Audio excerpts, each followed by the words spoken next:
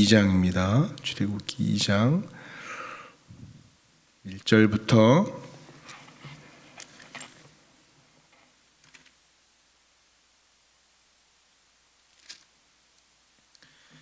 우리 1절부터 11절까지 보겠습니다. 1절부터 11절까지 말씀을 교독합니다.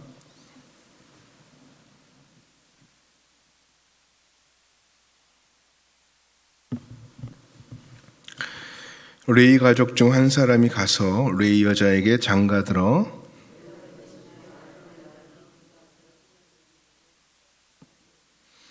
더 숨길 수 없게 되매 그를 위하여 갈대 상자를 가져다가 역청과 나무진을 칠하고 아기를 거기 담아 나일강과 갈대 사이에 두고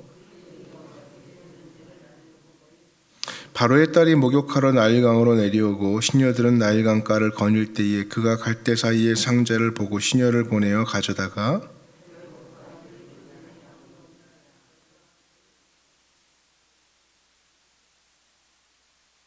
그의 누이가 바로의 딸에게 이르되 내가 가서 당신을 위하여 히브리 여인 중에서 유모를 불러다가 이 아기에게 젖을 먹이게 하리이까.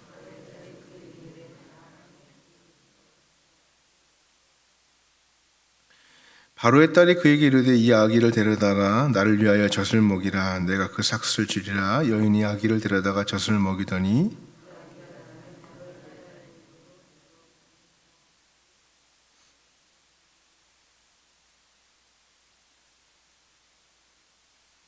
함께 읽습니다. 모세가 장성한 후에 한 번은 자기 형제들에게 나가서 그들이 고되게 노동하는 것을 보더니 어떤 애굽 사람이 한 히브리 사람 곧 자기 형제를 치는 것을 본지라. 아멘. 예전의 표현이긴 하지만 우리는 3차원의 세계를 살고 있습니다.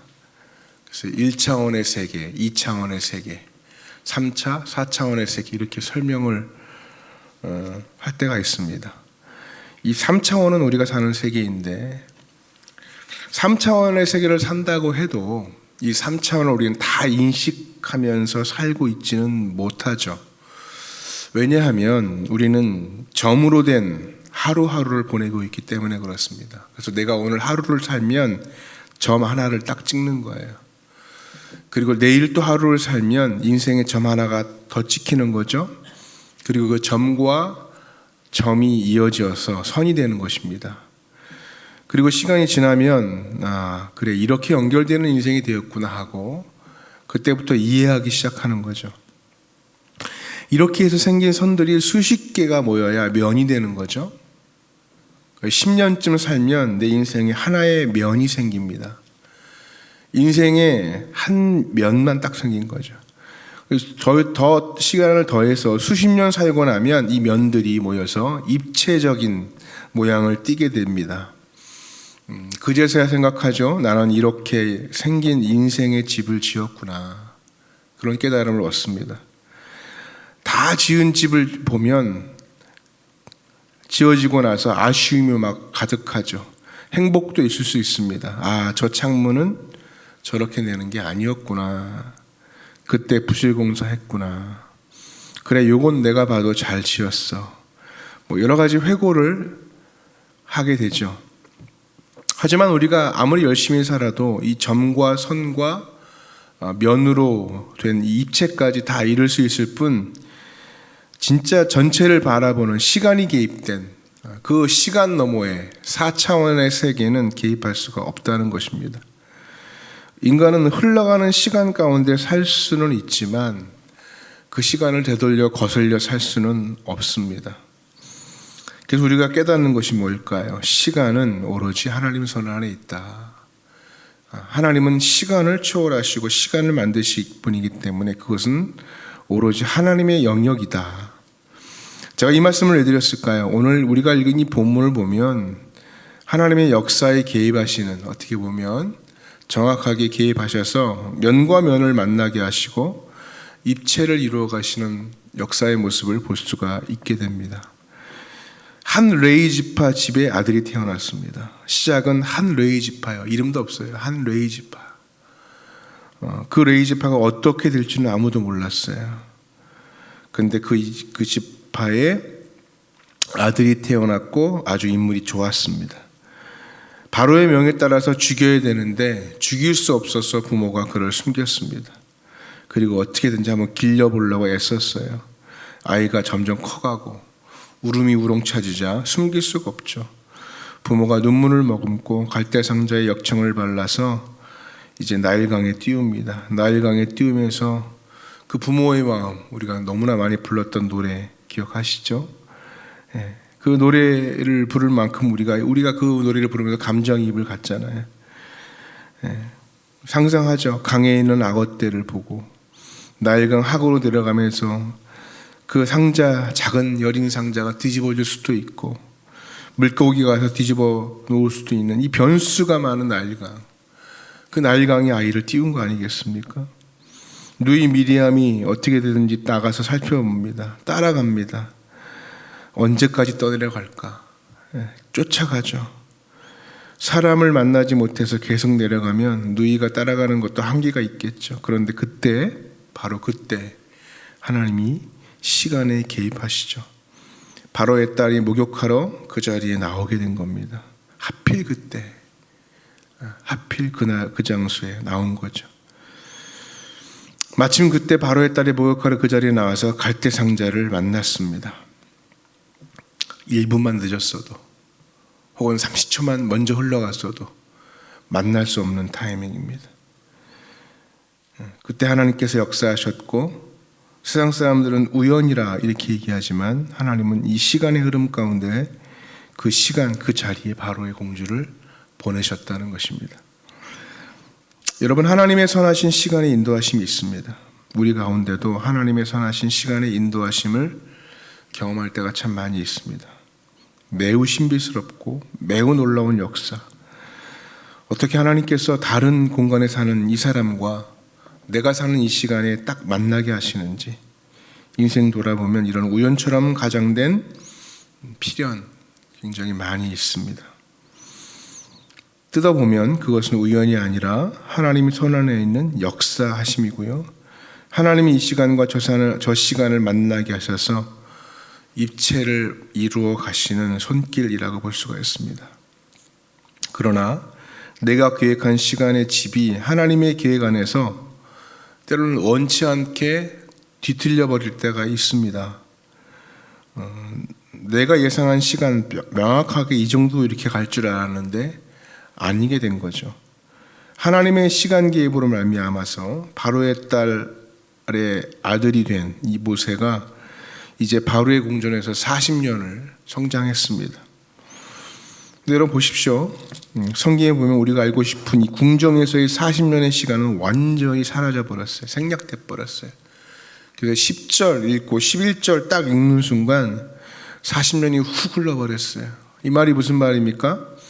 어떤 인생을 보내었을지, 궁전에서 얼마나 아름다운 일이 있었는지, 어떤 좋은 에피소드가 있었는지 짐작할 수 있겠지만 그냥 한 절도 나오잖아요. 단 한 절도.